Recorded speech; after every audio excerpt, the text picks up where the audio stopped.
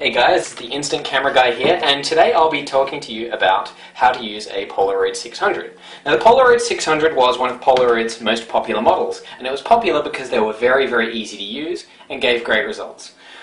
So this is a 90s model Polaroid 600, as you can see by the slightly smoother, more round design.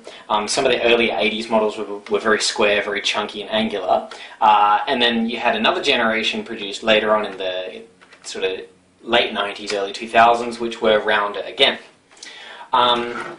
So we'll start off with the basics of how to load in your film. So when you get your fresh pack of film, you'll open up the box, and inside will be a cartridge that'll look like that. Now, this one is empty, but there will be blank photos in there, and a protective cardboard layer on the top, which protects those first few photos from being exposed to light. So what you do, first of all, to open up the camera, you simply just grab the top of this flash bar here and lift it up. There's no tricks, there's no hidden buttons. It just lifts up and is held in place by little pressure tabs on the side there. Now to open up the film door, flip the camera around to the side and there's a little switch. Most switches will have a little arrow in there telling you which direction to push, and you simply pop open the film door like that. Now, open side up, the cartridge simply slots in, and then you close the door, and you'll hear the whirring noise, and basically what that would be doing right now is ejecting that first cardboard layer. So once that cardboard layer is ejected, you're all ready to rock and roll. The green LED light on the back means that the flash is charged. Some earlier models had a red LED light next to the green one, and basically when the red light's showing, it means that the flash is charging. But when the green light is on, the flash is charged, and it's ready to take a photo. So to take a photo with the flash, you're just simply pressing on the main button on the side there. So if I was to press, it would go to take a photo, and the flash will charge again. Now if you don't want to use the flash, there's actually a second button underneath the main one, which will fire the shutter without firing the flash. So that's handy if you're shooting at like a reflective surface in the daytime and you don't want the flash bouncing off of it. Now some Model 600s are a little different in the way that the flash charges.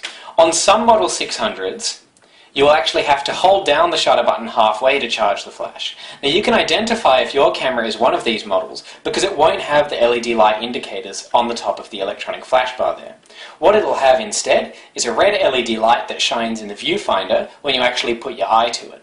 When the red LED light goes away, your flash is charged, and then you would just fire it as normal. Now the other settings on this camera are of course the lighten and darken function. Basically sliding it to light will make your photos lighter, sliding it to dark will make them darker. And this is just a way of controlling the exposure. If you leave it in the middle, you'll be fine 99% of the time.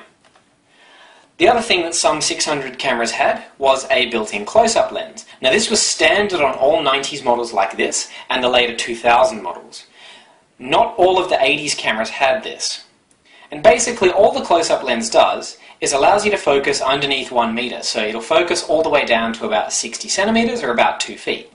Now this is good if you're doing headshot style portraits, and it actually has a little function that will help you sort of gauge your distance. As you slide open the lens, that's now slid across the close-up lens here, and it also slides up the viewfinder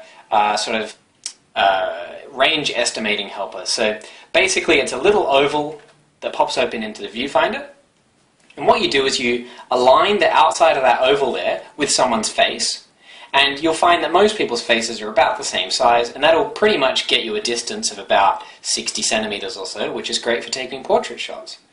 And of course the lens just slides off when you want to take regular photos.